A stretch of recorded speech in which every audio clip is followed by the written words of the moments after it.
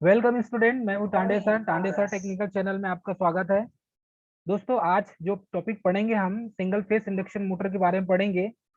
जैसे हमने three phase induction motor के बारे में पढ़ा था, और थ्री फेस इंडक्शन मोटर का जैसे कंस्ट्रक्शन और वर्किंग प्रिंसिपल था, वैसा same three phase induction motor का भी जैसा था वैसा ही सिंगल फेस इंडक्शन मोटर का भी होगा। दोस्तों, ज्यादा यही है कि इनका जो कंस्ट्रक्शन है आपको एज अ सिमिलर मिलेगा, लेकिन इसमें फेस अलग अलग हो जाएगा। वो सिंगल फेस इंडक्शन मोटर थी, ये सिंगल फेस इंडक्शन मोटर है, और वो थ्री फेस इंडक्शन मोटर थी। दोस्तों, ठीक है।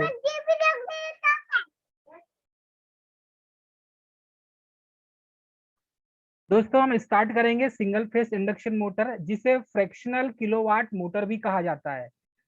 सिंगल फेस इंडक्शन मोटर को इसका दूसरा नाम फ्रैक्शनल किलोवाट मोटर भी इसे कहा जाता है। दोस्तों, तो यहाँ पर हम स्टार्ट करेंगे सिंगल फेस इंडक्शन मोटर या fractional kilowatt motor. Fractional kilowatt motor कहने के पीछे इसका बहुत बड़ा रीजन है। जैसे हम थ्योरी को पढ़ेंगे, इसकी थ्योरी को सिंगल फेस इंडक्शन मोटर की, तो हमें पता चलेगा ये जो मोटर है सिंगल फेस इंडक्शन मोटर, यह वह मोटर होती है जो सिंगल फेस एसी सप्लाई पर कार्य करती है। तो याद रखिए दोस्तों, हमने बहुत सी मोटरों के बारे में हमें नॉलेज है। आई होप आपको भी नॉलेज है, आपने भी थ्योरी पढ़ा है। जैसे ही थ्री फेस इंडक्शन मोटर के बारे में हमने बेसिक कंस्ट्रक्शन पढ़ा था, एज अ सेम कंस्ट्रक्शन आपको सिंगल फेस इंडक्शन मोटर का भी होगा। थ्री फेस इंडक्शन मोटर में क्या डिफरेंस है और सिंगल फेस इंडक्शन मोटर में डिफरेंस यही मिलेगा कि उसमें तीन फेस का यूज किया जाता था थ्री फेस इंडक्शन मोटर में, और सिंगल फेस इंडक्शन मोटर में सिर्फ एक फेस का यूज किया जाएगा।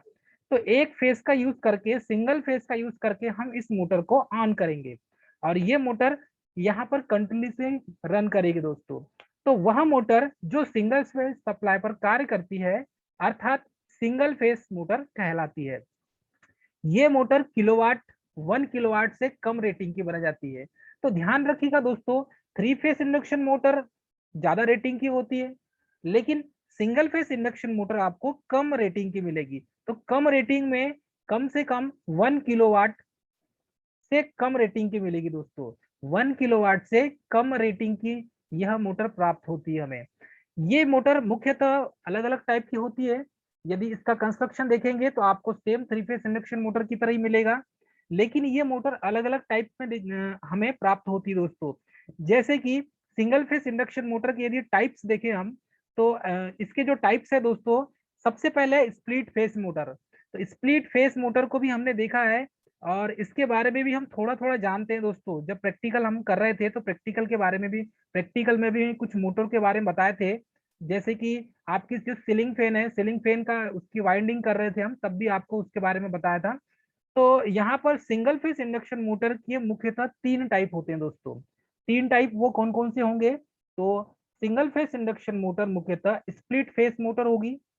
फर्स्ट इसका टाइप है, इसके टाइप्स में देखेंगे तो ये स्प्लिट फेस मोटर होती है।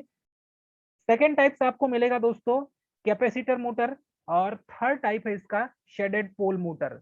तो सिंगल फेस इंडक्शन मोटर एक तो 1 किलोवाट से कम रेटिंग की होगी। दोस्तों, सेकेंड पॉइंट ये है कि ये तीन टाइप की मोटरें होती है। यदि सिंगल फेस इंडक्शन मोटर को देखा जाए तो split phase motor, capacitor motor और शेडेड पोल मोटर, ये तीनों मोटरें दोस्तों यदि आपको सिंगल फेस में देखेंगे तो ये इंडक्शन मोटर कहलाती है, और इनकी जो रेटिंग मिलेगी आपको 1 किलोवाट से कम मिलेगी। दोस्तों, सेकेंड मोटर है रिपल्सन मोटर, और रिपल्सन मोटर भी सिंगल फेज सप्लाई पर कार्य करती है। रिपल्सन मोटर मुख्यतः तीन प्रकार की होती है। दोस्तों, इसमें फर्स्ट जो है, इसका जो टाइप देखेंगे तो ये है कंपनसेटेड रिपल्सन मोटर। सेकेंड है रिपल्सन स्टार्ट इंडक्शन मोटर, और थर्ड है रिपल्सन इंडक्शन मोटर। तो रिपल्सन टाइप इंडक्शन मोटर जो सिंगल फेस की है, ये मोटर मुख्यतः तीन प्रकार की होती है। तो यहाँ पर दोस्तों सिंगल फेस में अलग अलग मोटर को डिफाइन किया गया है। जैसे आप सिंगल फेस इंडक्शन मोटर देखेंगे तो इसके तीन टाइप्स हैं: split phase motor, capacitor motor और shaded pole motor. Repulsion motor को देखेंगे आप तो रिपल्सन मोटर जो है ये भी मुख्यतः तीन प्रकार की होती है: compensated repulsion motor, repulsion start induction motor और repulsion induction motor. Third point में जो मोटर है वो है single phase AC series motor. Fourth motor है सिंगल फेस यूनिवर्सल मोटर। ये सभी मोटर है सिंगल फेस सप्लाई पर कार्य करती है दोस्तों। आप इसे सिंगल फेस देंगे तो एक फेस पे ही काम करेगी। सिंगल फेस सप्लाई पर कार्य करती है single phase AC series motor. तो जैसा कंस्ट्रक्शन डीसी सीरीज मोटर का होता है वैसा ही कंस्ट्रक्शन यहाँ पर single phase AC series motor का भी होता है दोस्तों। इस मोटर को हम कम्यूटेटर मोटर भी कहते हैं क्योंकि रिपल्सन मोटर में भी कम्यूटेटर यूज किया जाता है और यूनिवर्सल मोटर में भी कम्यूटेटर का यूज किया जाता है। यूनिवर्सल मोटर एक ऐसी मोटर होती है जो एसी और डीसी दोनों पर वर्क करती है। यूनिवर्सल मोटर का जो कंस्ट्रक्शन आपको मिलेगा दोस्तों ये एसी और डीसी दोनों में वर्क करती है। इसीलिए repulsion motor, single phase AC series motor और सिंगल फेस यूनिवर्सल मोटर, इन तीनों मोटरों को हम कम्यूटेटर की श्रेणी में रखे हैं, अर्थात कि इसे कम्यूटेटर मोटर भी कहा जाता है दोस्तों। अब इसे कम्यूटेटर मोटर क्यों कहा जाता है उसके पीछे बहुत बड़ा लॉजिक है। यदि इसका कंस्ट्रक्शन हम देखते हैं तो कंस्ट्रक्शन में आपको यहाँ पर कम्यूटेटर लगा हुआ मिलेगा। जिस मोटर में कम्यूटेटर लगा होता है वो मोटर अक्सर एसी मोटर नहीं होती, वो मोटर होती है डीसी मोटर। जैसे कि डीसी मोटर में देखेंगे तो सीरीज और शंट और कंपाउंड, क्योंकि ये तीनों मोटर में कम्यूटेटर सेगमेंट होता है और कम्यूटेटर लगा होता है। बट एसी सप्लाई, यदि सिंगल फेस एसी सप्लाई वाली मोटर है तो रिपल्सन टाइप की जो मोटर, ये इस मोटर में भी कम्यूटेटर का यूज किया जाता है दोस्तों। Single phase AC series motor, इसमें भी कम्यूटेटर का यूज किया जाता है और सिंगल फेस यूनिवर्सल मोटर, इसमें भी कम्यूटेटर का यूज किया जाता है। इसीलिए यूनिवर्सल जो मोटर होती है ये एसी और डीसी दोनों सप्लाई पे वर्क करती है। जैसे मिक्सर ग्राइंडर की जो मोटर है दोस्तों ये यूनिवर्सल मोटर होती है और ये जो मोटर यूनिवर्सल मोटर होने के साथ साथ इस मोटर को हम एसी सप्लाई पे भी चला सकते हैं और डीसी सप्लाई पे भी चला सकते हैं। यदि इसका कंस्ट्रक्शन खोल के देखेंगे यूनिवर्सल मोटर का तो आपको सेम जो है डीसी सीरीज मोटर की तरह मिलेगा और एसी सीरीज मोटर का भी कंस्ट्रक्शन आपको डीसी सीरीज मोटर की तरह ही मिलेगा दोस्तों। इसीलिए इसे कम्यूटेटर मोटर भी कहा जाता है। फिफ्थ है single phase synchronous motor. Synchronous motor, single phase synchronous motor को देखें तो ये भी सिंगल फेस पे वर्क करती है। अब ये जो सिंगल फेस सिंक्रोनस मोटर है इसमें यदि इसका कंस्ट्रक्शन देखें दोस्तों तो ये भी मुख्यतः दो प्रकार की होती है। इसमें देखेंगे तो सिंगल फेस सिंक्रोनस मोटर में फर्स्ट टाइप की जो मोटर है वो है हिस्टेरिसिस मोटर और दूसरी है रिलक्टेंस मोटर। तो फर्स्ट जो है हिस्टेरिसिस मोटर, इस मोटर का यूज हम सिंगल फेस सिंक्रोनस मोटर के रूप में करते हैं और रिलक्टेंस जो मोटर होती है ये भी सिंगल फेज सप्लाई में वर्क करती है दोस्तों।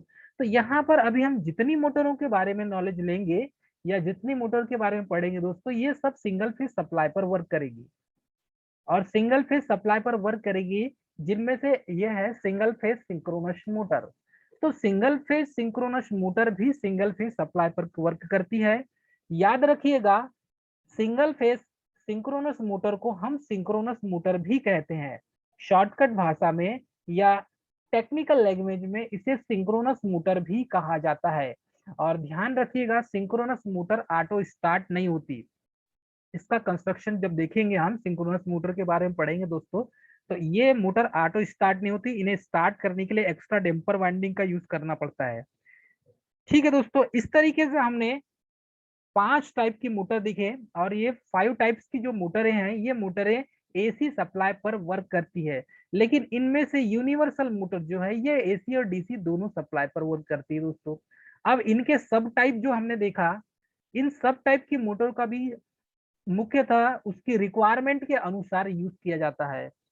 तो single face fractional kilowatt motor, इसमें हमने 5 टाइप की मोटर देखी है दोस्तों। पहला है single phase induction motor, second है रिपल्सन मोटर, थर्ड है single phase AC series motor, fourth है single phase universal motor and fifth है सिंगल फेस सिंक्रोनस मोटर। दोस्तों स्टार्ट करेंगे सबसे पहले हम सिंगल फेस इंडक्शन मोटर। तो सिंगल फेस इंडक्शन जो मोटर है यह प्रेरण के सिद्धांत पर, फैराडे के इलेक्ट्रोमैग्नेटिक इंडक्शन के नियम पर वर्क करती है। तो जितने भी मोटरें मिलेगी आपको फैराडे इलेक्ट्रोमैग्नेटिक इंडक्शन पर वर्क करेगी दोस्तों। स्क्रीनशॉट भेज दीजिएगा मुझे दोस्तों। चलिए स्टूडेंट स्टार्ट करते हैं सिंगल फेस इंडक्शन मोटर। अब यदि देखें, थोड़ा सा कंपैरिजन करते हैं हम 3 फेस इंडक्शन मोटर और सिंगल फेस इंडक्शन मोटर में, तो बेसिक कंस्ट्रक्शन दोस्तों दोनों का सेम मिलेगा। ठीक है, क्लियर है दोस्तों? तो basic construction single phase induction motor का भी वैसा ही रहेगा, 3 फेस इंडक्शन मोटर का भी कंस्ट्रक्शन वैसे ही मिलेगा आपको। लेकिन यहाँ पर आप 3 फेस इंडक्शन मोटर में जो सप्लाई देते हैं, 3 फेस सप्लाई देते हैं दोस्तों। और अंदर रोटर पार्ट में भी जैसे ट्रांसफार्मर में जो क्रिया होती है फैराडे का इलेक्ट्रोमैग्नेटिक इंडक्शन, वही क्रिया पर वर्क करती है 3 फेस इंडक्शन मोटर भी। ऐसा सेम वर्किंग प्रिंसिपल होता है दोस्तों दोनों का। सिंगल फेस इंडक्शन मोटर का कंस्ट्रक्शन थोड़ा सा आपको अलग मिलेगा, और ये इसका जो वर्किंग प्रिंसिपल है ये सिंगल फेस के लिए होगा दोस्तों। चलिए स्टार्ट करते हैं हम single phase induction motor. Student, single phase induction motor में यदि देखें तो इसका कंस्ट्रक्शन आपको सेम 3 फेस इंडक्शन मोटर की तरह ही मिलेगा, लेकिन यहाँ पर चारों ओर अल्टरनेटिंग मैग्नेटिक फील्ड उत्पन्न होता है। यदि इसके स्टेटर पार्ट में देखें, चलिए इसका कंस्ट्रक्शन, ये डायग्राम है दोस्तों। यहाँ पर हम सिंगल फेस एसी सप्लाई देंगे।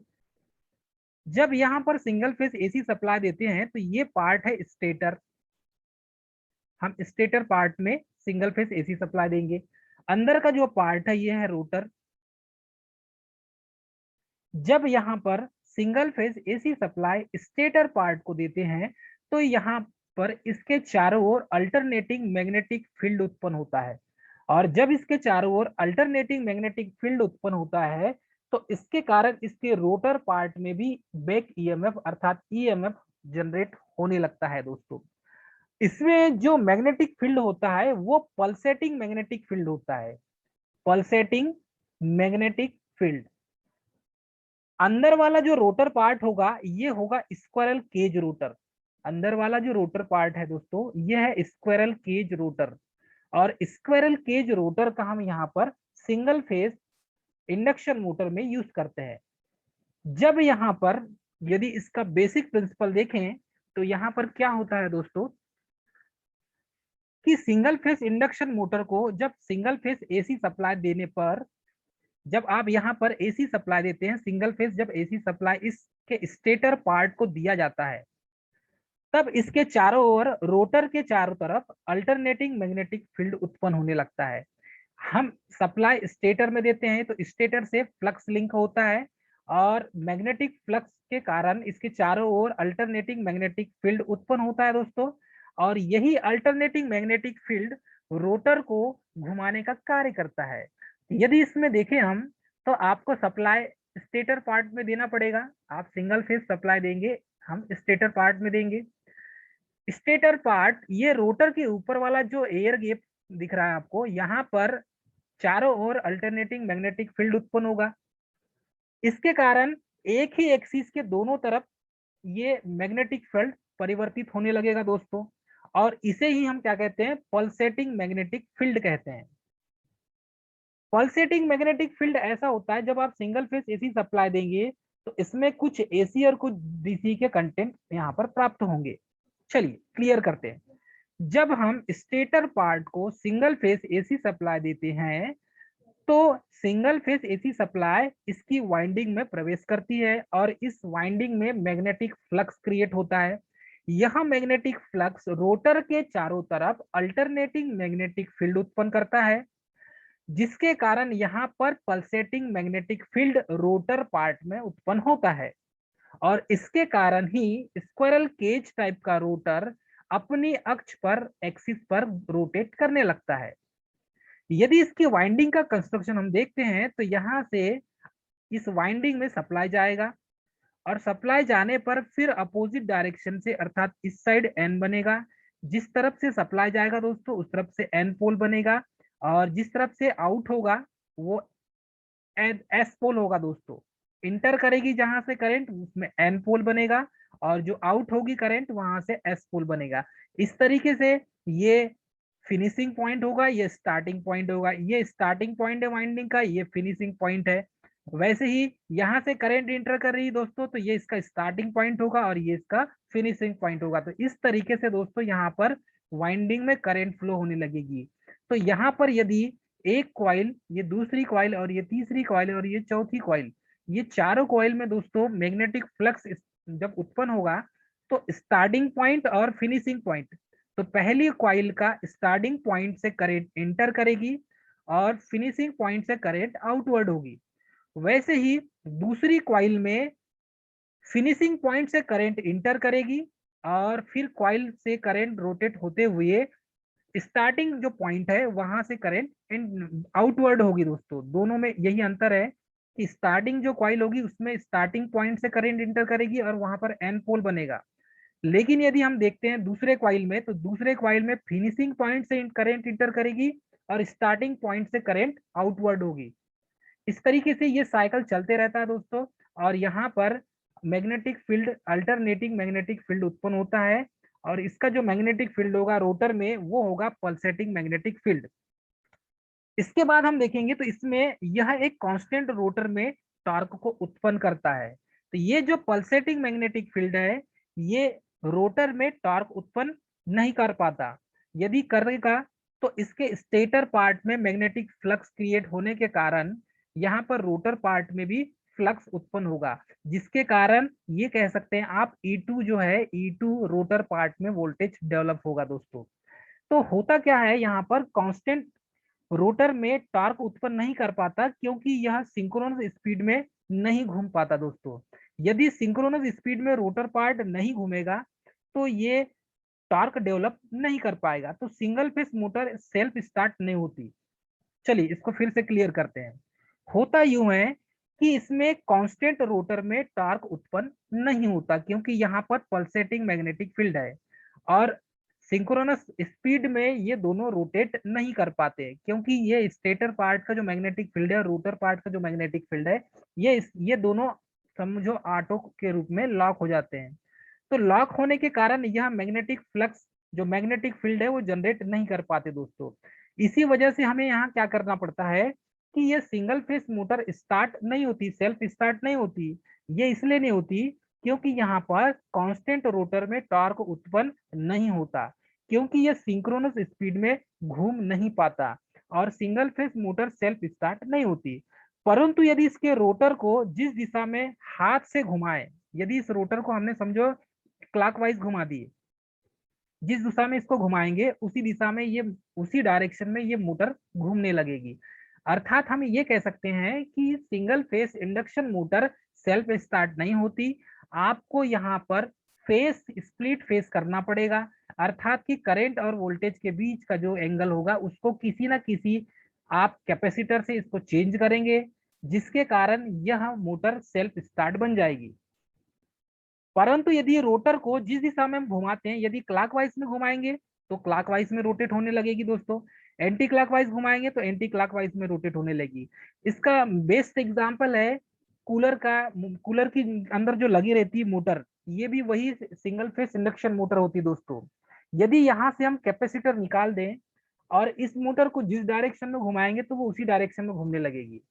यदि कैपेसिटर लगाते हैं तब यहाँ पर फेस स्प्लिट हो जाएगा, मतलब कि फेस के बीच का, वोल्टेज और करंट के बीच का जो एंगल है, ये फाई एंगल, ये चेंज हो जाएगा दोस्तों, तब ये मोटर सेल्फ स्टार्ट हो जाएगी। लेकिन आप इसमें कंडेंसर नहीं लगाएंगे इस मोटर में तो ये मोटर सेल्फ स्टार्ट नहीं होगी।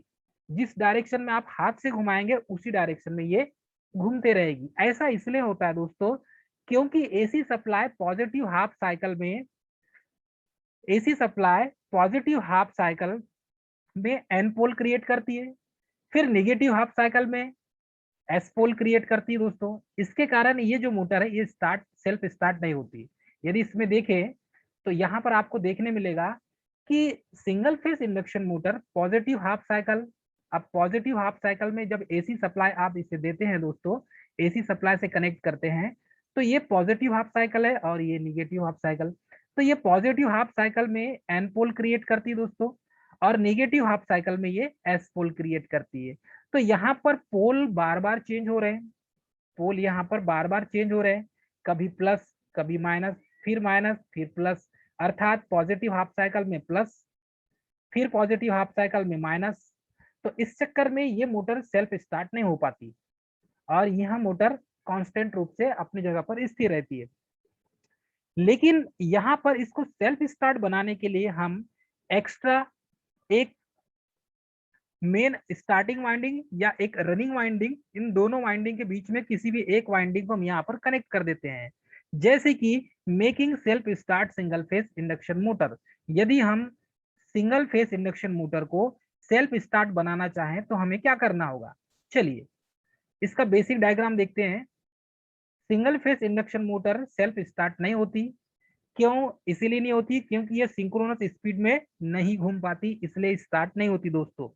परंतु यदि इसे सेल्फ स्टार्ट बनाना है तो यहाँ पर हमें मेन रनिंग वाइंडिंग के साथ साथ स्टार्टिंग वाइंडिंग भी लगाना पड़ेगा, और यह स्टार्टिंग वाइंडिंग के बीच का जो अल्फा एंगल होगा दोस्तों, इस अल्फा एंगल को हमें क्या करना पड़ेगा, बढ़ाना पड़ेगा, चेंज करना पड़ेगा, जिसकी वजह से single phase induction motor self start हो जाएगी। चलिए, एग्जाम में ये पूछा जाता है कि क्या single phase induction motor self start होती है, तो इसका सही आंसर है कि single phase induction motor self start नहीं होती, इसे सेल्फ स्टार्ट बनाया जाता है। सिंगल फेस इंडक्शन मोटर को सेल्फ स्टार्ट बनाया जाता है।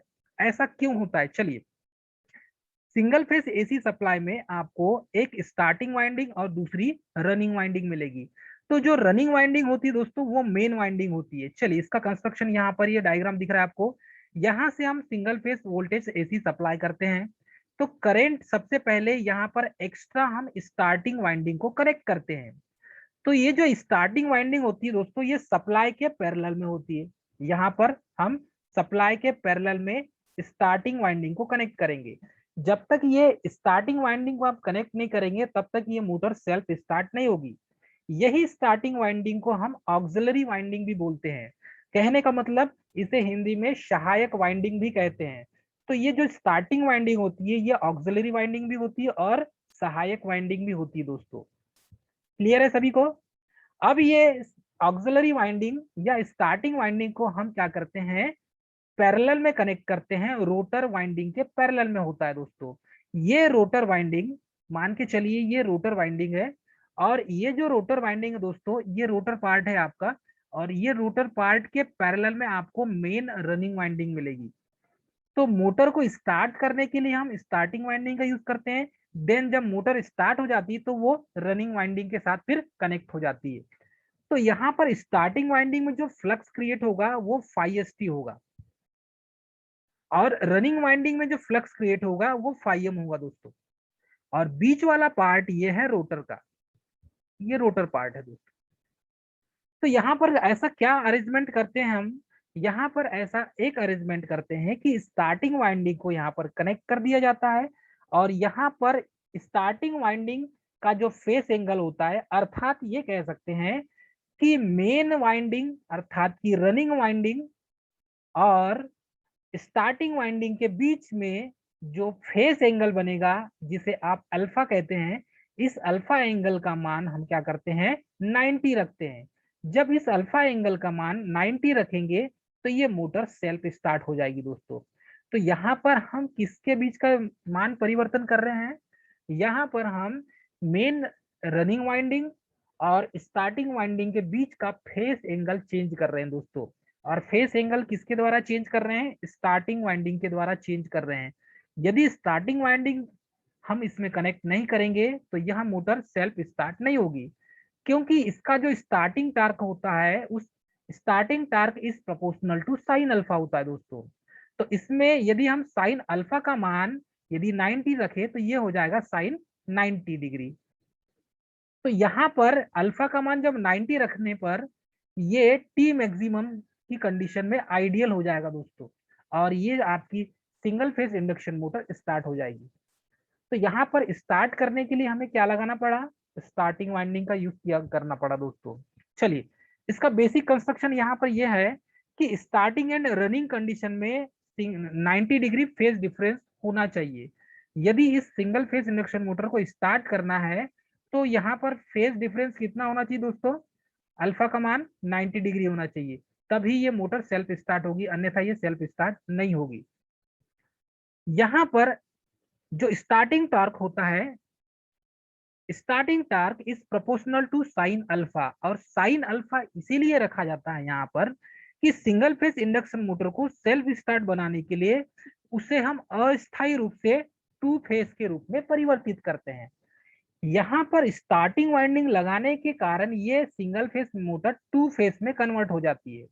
ध्यान रखिएगा दोस्तों, स्टार्टिंग वाइंडिंग क्यों लगाया जाता है? ताकि मोटर को सेल्फ स्टार्ट किया जा सके। जब आप यहाँ पर स्टार्टिंग वाइंडिंग को कनेक्ट करते हैं तो ये single phase motor two phase में कन्वर्ट हो जाती है। और टू फेज में कन्वर्ट इसीलिए होती है क्योंकि यहाँ पर अल्फा का मान 90 डिग्री लगा जाता है। ये अल्फा फेज डिफरेंस है दोस्तों, मतलब कि स्टार्टिंग वाइंडिंग और रनिंग वाइंडिंग के बीच का फेज अंतर है, इसीलिए ये single phase motor two phase में कन्वर्ट हो जाती है।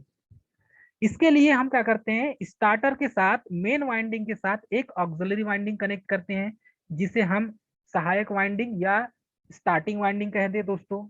इसी के कारण यह मोटर सेल्फ स्टार्ट होती है।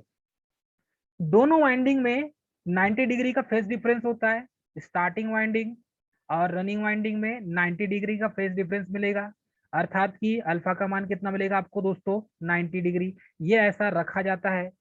दोनों वाइंडिंग को हम इस तरीके से सेट करेंगे या इस तरीके से इसको इंस्टॉल करेंगे कि इन दोनों के बीच का जो फेस एंगल मिलेगा वो 90 डिग्री का मिलेगा दोस्तों। यदि आप स्टार्टिंग वाइंडिंग और रनिंग वाइंडिंग को इस तरीके से नहीं रखेंगे तो आपकी मोटर सेल्फ स्टार्ट नहीं होगी, याद रखिएगा। तो यहाँ पर अल्फा का मान 90 डिग्री में रखने के लिए हमें क्या करना होगा, स्टार्टिंग वाइंडिंग और रनिंग वाइंडिंग दोनों को पैरेलल में रखना पड़ेगा। दोनों को हम पैरेलल में कनेक्ट करेंगे। जब यदि दोनों वाइंडिंग को हम पैरेलल में कनेक्ट कर देते हैं तब अल्फा का मान यहाँ पर 90 डिग्री मिलता है। और सिंगल फेज सप्लाई में जब आप फेज डिफरेंस देखेंगे तो ये यहाँ पर 90 डिग्री मिलेगा दोस्तों। थ्री फेज में आपको कितना एंगल मिलेगा दोस्तों, 120 डिग्री, क्योंकि 90 इंटू 3 करेंगे तो 360 डिग्री मिलेगा दोस्तों। और ये 360 डिग्री एक साइकिल पूरी होती है, पॉजिटिव की 180 डिग्री और निगेटिव साइकिल की 180 डिग्री। तो 180 180 360 डिग्री होता है।